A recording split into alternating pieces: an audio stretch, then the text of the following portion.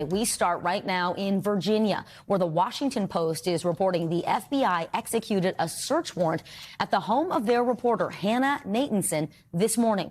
According to the Post, federal agents searched her phone and devices, seizing 2 laptops.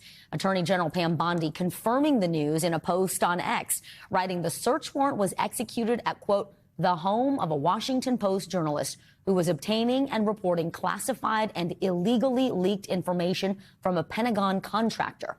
NBC News senior justice reporter Ryan Reilly is following the very latest for us. So Ryan, Bondi is saying the person who leaked this information is now behind bars. What else are we learning about the search executed this morning?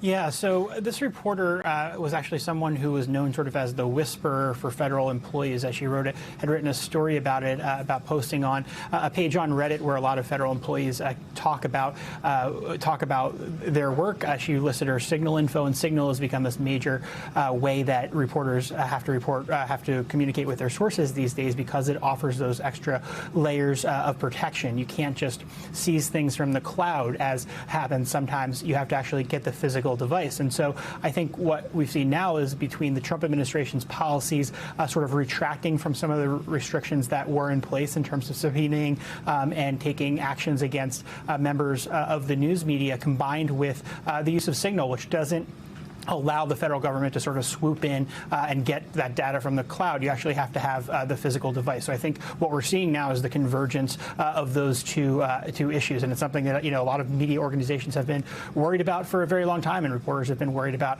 for a long time, with those restrictions being put out of place, and now with these actual physical searches happening of reporters' homes, Vicki. You know, Ryan, according to the Post, this reporter, Natanson, she was part of the paper's most high-profile and sensitive coverage of the Trump administration during the first year of President Trump's second term. What are some of the stories that she reported, and what are we hearing from the White House on this search?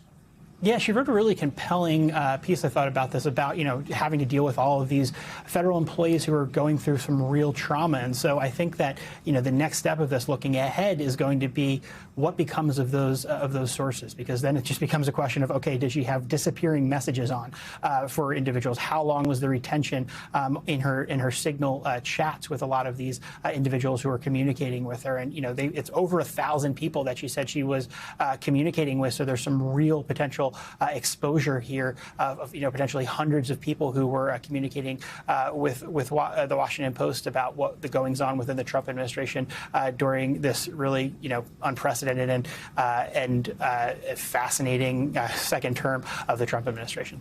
We thank you for watching, and remember, stay updated on breaking news and top stories on the NBC News app, or watch live on our YouTube channel.